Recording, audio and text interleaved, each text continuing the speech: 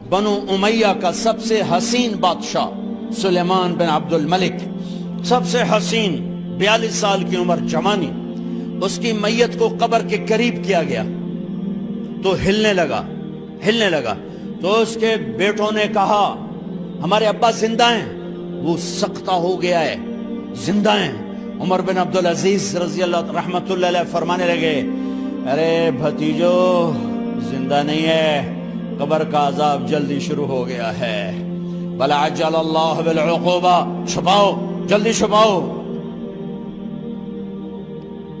عمر بن عبدالعزیز جس تخت پر بیٹھے اس پر سلیمان تھا، اس پر ولید تھا، اس پر عبد الملک تھا، ان تینوں نے اپنے من کو راضی کیا، عمر بن عبدالعزیز نے اپنے رب کو راضی کیا۔ جب عمر بن عبدالعزیز کا وقت آیا مرنے کا تو انہوں نے بلایا رجا بن حیوہ سے، فرمایا کہ میں نے عبد الملک بن مروان، چاچا بھی تھے سسر بھی تھے، ان کی بیٹی فاطمہ سے شادی ہوئی تھی، میں نے اس کو قبر میں اتارا، کفن کی گرہ کھول کے دیکھا تو اس کا چہرہ قبلے سے ہٹ چکا تھا، رنگ کالا سیاہ پڑ چکا تھا۔ عبد الملک بن مروان گورا چٹا تھا، یہ جگہ سرخ کالا۔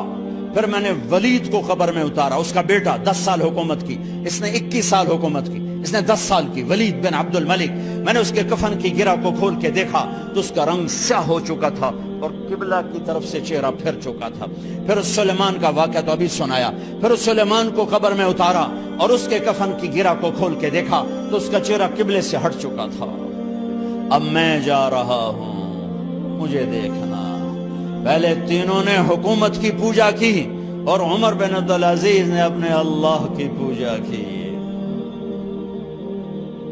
انہوں نے ایک بڑا عجیب خطبہ دیا جب خلیفہ بنے، اے لوگو، بچپن میں شعر و شاعری کا شوق تھا تو میں شاعر بنا، تھوڑا سا اٹھان ہوئی تو علم کا شوق لگا، میں نے علم حاصل کیا، جوان ہوا تو فاطمہ بنت عبد الملک سے عشق ہوا، میں نے اس سے شادی کی، اب اللہ نے مجھے حکومت دے دی ہے، اب تم دیکھو کہ میں اس سے اپنے اللہ کو راضی کروں گا۔ ہمارے حکمران تو ووٹ سے آتے ہیں اور چلے جاتے ہیں 4-5 سال کے بعد، ان کی وراثت میں حکومت آ رہی ہے اور 3 بر اعظم پر حکومت ہے، اور ایسا روب و دبدبہ ہے بنو امیہ کا، کوئی ان کے سامنے سر نہیں اٹھا سکتا۔ 3 بر اعظم میں زکوٰۃ لینے والا کوئی نہ بچا، 3 بر اعظم میں سوال کرنے والا کوئی نہ بچا، 3 بر اعظم میں ظالم کوئی نہ بچا، 3 بر اعظم میں مظلوم کوئی نہ بچا۔ لیکن خود کیسا رہا؟ گھر آئے، فاطمہ بڑے اچھے دن گزرے ہیں، اب امتحان ہے، میں تیرا حق نہیں ادا کر سکوں گا، طلاق لینی ہے میں حاضر ہوں، ساتھ دینا ہے تو میرے اپنے حق معاف کرو، اپنے حق معاف کرو۔ فاطمہ جیسی عورت انسانی تاریخ میں کوئی نہیں آئی، سیاسی لحاظ سے، سیاسی۔ دادا مروان بادشاہ، باپ عبد الملک بادشاہ، بھائی ولید بادشاہ، دوسرا بھائی سلیمان بادشاہ، تیسرا بھائی ہشام بادشاہ، چوتھا بھائی بادشاہ اور اپنا خامند بادشاہ، 7 نسبتوں سے یہ عورت شہزادی ہے۔ کائنات انسانی تاریخ میں اتنی بڑی عورت کوئی نہیں آئی، سیاسی۔ فاطمہ کہنے لگیں عمر، میں نے سکھ کے دن تیرے ساتھ گزارے ہیں، دکھ میں تجھے چھوڑ کے نہیں جاؤں گی، جاؤ میں نے اپنے سارے حق معاف کیے۔ پھر حضرت عمر بن عبدالعزیز کی راتیں اور دن کیسے گزرے؟ مسلح پہ بیٹھتے اور روتے وہیں سو جاتے اور روتے وہیں سے اٹھتے، پر 3 بر اعظم میں ظالم کوئی نہ بچا، مظلوم کوئی نہ بچا، زکوٰۃ لینے والا کوئی نہ بچا، اپنی حکومت کو اللہ کی رضا کے لیے استعمال کیا۔ کیسے استعمال کیا؟ سارے مال فاطمہ کا سارا زیور بیت المال میں ڈال دیا، تنخواہ پہ آ گئے، عید کا موقع آیا، بچوں نے ماں سے کہا ہمیں کپڑے لے کر دو، عید آ رہی ہے، ہر آدمی اپنے بچوں کے لیے کپڑے لے رہا ہے، ہمارے بچے بھی کہہ رہے ہیں کپڑے لیں، جاؤ بھائی لو۔ فاطمہ کے پاس عمر 3 بر اعظم کے بادشاہ کے بچے آ رہے ہیں، ماں جی عید آ رہی، کپڑے تو لے دیں، ابا سے کہیں کہ ابا سے بات کرتی ہوں۔ ابا تشریف لائے، خزانے لبالب بھرے ہوئے گندم کے ڈھیر کی طرح کہ امیر المومنین بچے کپڑے مانگ رہے ہیں۔ فاطمہ میرے پاس تو پیسے نہیں، میں کہاں سے کپڑے لے کر دوں، میرے پاس تو پیسے کوئی نہیں۔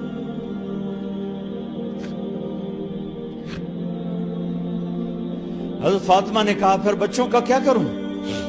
کہا پھر مجھے بھی نہیں پتا کیا کروں۔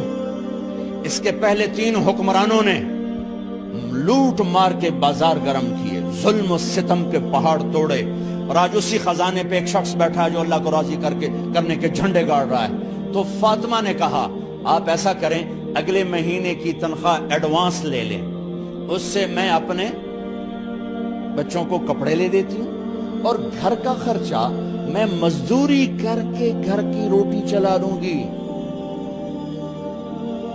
ارے اپنی تاریخ پڑھو، صرف ڈرامے نہ دیکھتے رہ جاؤ، صرف گانے نہ سنتے رہ جاؤ، اور بھی دکھ ہیں زمانے میں محبت کے سوا۔ انہوں نے اپنے بلایا وزیر خزانہ مزاحم، اپنا ہی غلام، ہاں بھائی مزاحم ہمیں بچوں کے کپڑے چاہیے، تو اگلے مہینے کی تنخواہ ایڈوانس مل جائے۔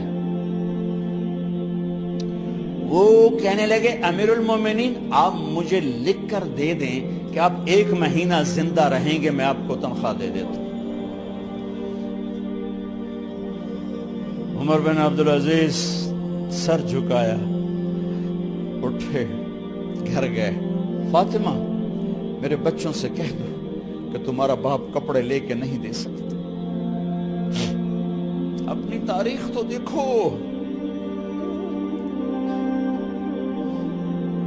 عید کا دن آ گیا، خلیفہ وقت عید کی نماز پڑھاتے تھے، نمازیں بھی خلیفہ وقت پڑھاتے تھے۔ بنو امیہ کا خاندان ملنے کے لیے آ رہا ہے، سارے سرداروں کے بیٹے اعلیٰ پوشاک، اعلیٰ لباس ملنے آ رہے ہیں۔ تھوڑے دیر بعد دیکھا تو بچے بھی ملنے آ رہے ہیں، امیر المومنین کی حیثیت سے بچے باپ کو ملنے آ رہے ہیں، اور ان کے جسموں پر پرانا لباس ہے۔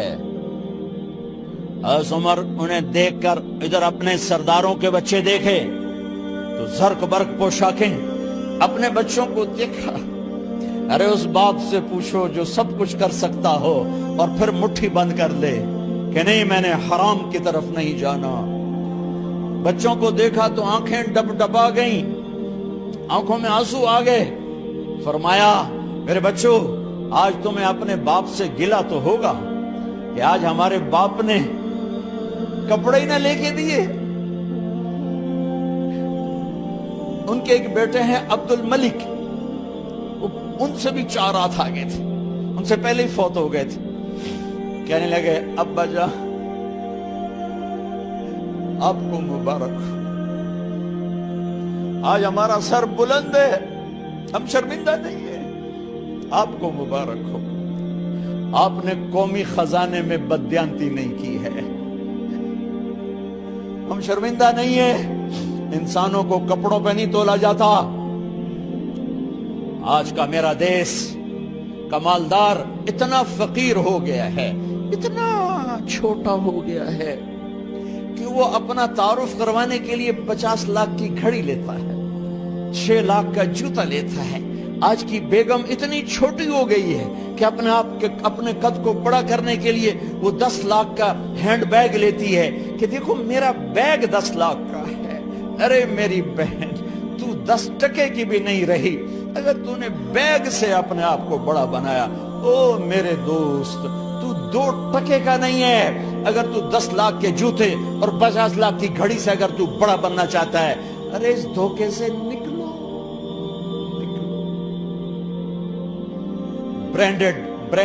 برینڈڈ کہاں جا رہے ہو؟ جب تم اپنی ذات میں بے قیمت ہو تو رب ذوالجلال کی قسم تمہاری گھڑیاں، تمہارے بیگ، تمہاری گاڑیاں، تمہارے بنگلے تمہاری عزت کو بڑھا نہیں سکتے۔ ابا جان آج ہم خوشی سے بلند ہیں کہ ہمارے باپ نے بددیانتی نہیں کی۔ گھر میں تشریف لائے، کہنے لگے فاطمہ کچھ پیسے ہیں، میرا انگور کھانے کو جی چاہ۔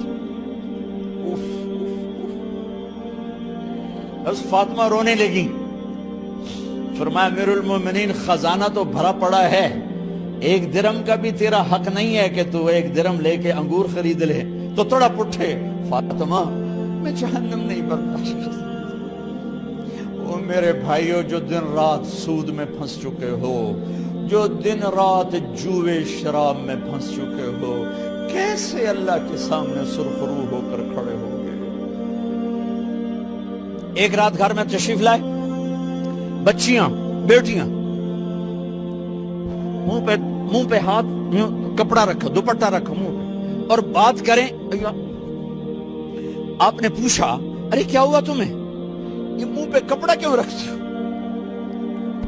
تو خاموش ہو گئی، لیکن گھر کی خادمہ رو پڑی، کہا امیر المومنین آج آپ کی بیٹیوں نے کچا پیاز توڑ کے اس سے روٹی کھائی، سالن کھائی، اور میرے آج کا تاجر کہتا ہے جھوٹ نہ بولوں تو کاروبار کیسے، میرا افسر کہتا ہے رشوت نہ لوں تو گزارا کیسے کروں۔ تو عمر بن عبدالعزیز پھس پہ ہچکیوں کے ساتھ روئے کہ میری بچیوں میں تمہیں بڑے اچھے کھانے کھلا سکتا ہوں، پر میں جہنم کی آگ برداشت نہیں کر سکتا۔ بھائیو، اس بندے نے اپنے آپ کو ذبح کر دی، اللہ کو راضی کرنے کے لیے ذبح کر دی، اپنے ذات کو، اپنے جذبات کو، اپنے احساسات کو۔